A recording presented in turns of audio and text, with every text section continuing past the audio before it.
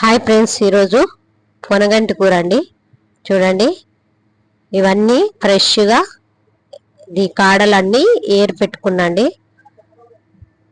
ఇవన్నిటిని ఇలా కట్టలు లేకుండా మొత్తం తీసేసి పచ్చిమిరపకాయలు వేసి పప్పు వేసి పప్పు ఉడకబెడుతున్నాండి. పెసరపప్పు దీంట్లోకి బాగుంటుంది టేస్ట్. పచ్చిమిరపకాయలు, ఉల్లిపాయలు, పచ్చిమిర్చి చేస్తే బాగుంటుంది. కారం కంటే పచ్చిమిర్చే బాగుంటుందండి. దీంట్లోకి ఆయిల్లోకి కొంచెం జీలకర్ర, పచ్చిమిర్చి, ఉల్లిపాయలు మంచిగా ఫ్రై అయిన తర్వాత కొంచెం దీంట్లోకి మనం అల్లం వెల్లిపాయ వేసుకున్నాం.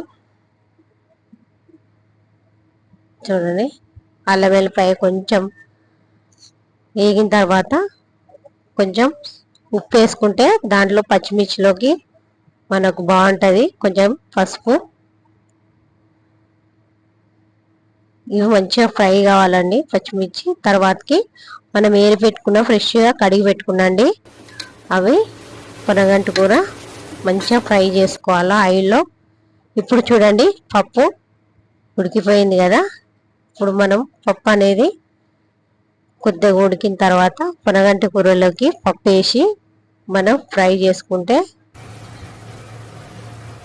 చూడండి, ఇవన్నిటిని పప్పును పొనగంటి కూర ఒక 10 నిమిషాలు మనం పప్పు ఉడికిపోయింది కదండి. ఇప్పుడు మనం ఇలా కొద్దిగంత కొత్తిమీర వేసి చూడండి, రెడీ అయిపోయింది పొనగంటి కూర పప్పు.